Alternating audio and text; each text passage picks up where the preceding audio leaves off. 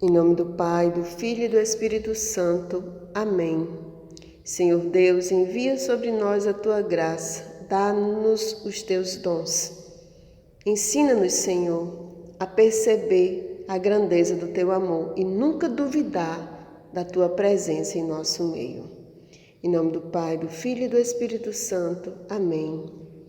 Nosso tema hoje é autoconhecimento e a dor das expectativas frustradas, a dor da frustração. Por trás de cada frustração existe uma grande dor que tantas vezes mina as nossas forças. Quando eu preparava esse áudio, me saltou a figura de Judas. Você parou para perceber que Judas, ele nunca duvidou do poder de Jesus? Ele acreditava sim que Jesus era poderoso, por isso se aproximou dele. Porém, Judas, ele se frustrou com Jesus. Ele queria que Jesus fosse um líder para o mundo. Ele esperou que Jesus fosse aquele enviado dos céus para liderar uma rebelião contra o Império Romano que dominava aquela região e oprimia os judeus. Suas expectativas foram frustradas e, não suportando isso, forjou o seu próprio plano. Se uniu aos judeus, traiu Jesus. E assim se encheu de remorsos e tirou a sua própria vida.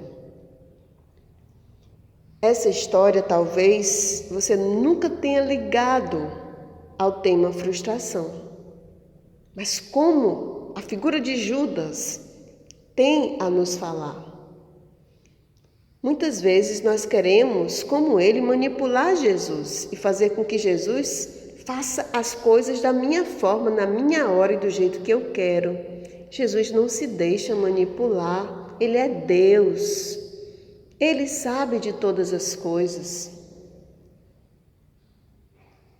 Muitas vezes eu não consigo ter maturidade para superar e crescer, e assim faço como Judas. Talvez não tirando a minha própria vida, mas caindo, me fechando no meu quarto, deixando a tristeza me invadir e muitas vezes entrando numa depressão. Como você se comporta diante das frustrações? Como nós lidamos com as desilusões da vida? Façamos agora essa leitura. Olhemos agora para a nossa vida e percebamos. Eu fiz tanto, fiz tudo que eu poderia, batalhei e não passei naquele concurso, não entrei naquela faculdade. Você já passou por isso? Você muitas vezes se empenhou no seu trabalho, mas não foi promovida e viu aquele colega seu crescer sem nenhum esforço. Como isso machuca, como isso dói e revolta. Você fez tudo para dar certo, mas deu tudo errado. E nos relacionamentos? Confiei tanto naquela pessoa, naquele amigo, naquele namorado, no meu marido, e eu me decepcionei, porque eu fui traída. Outro ponto é, eu rezei tanto para que meu marido, meu filho, aquela pessoa mudasse de vida, mas isso não aconteceu. E aí me pego achando que Deus não me escuta. Outro ponto é, muitas vezes nós entramos num relacionamento colocando toda a nossa vida nele, e de repente o relacionamento acaba. Como você vive isso? Achando que encontrou a pessoa certa e, na verdade, sofreu mais uma desilusão. Esperou tanto que aquela pessoa, que seu marido, que seu namorado voltasse e te enchesse de amor, mas ele preferiu a outra pessoa. Quanta frustração isso nos causa. Você fez tudo o que precisava, mas mesmo assim não foi valorizada, não foi reconhecida.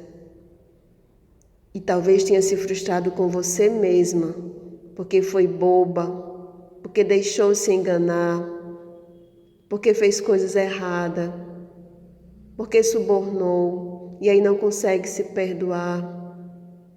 E aí, diante disso, como você se comporta? Vendo coisas erradas até mesmo na igreja, na comunidade, pessoas que pecam.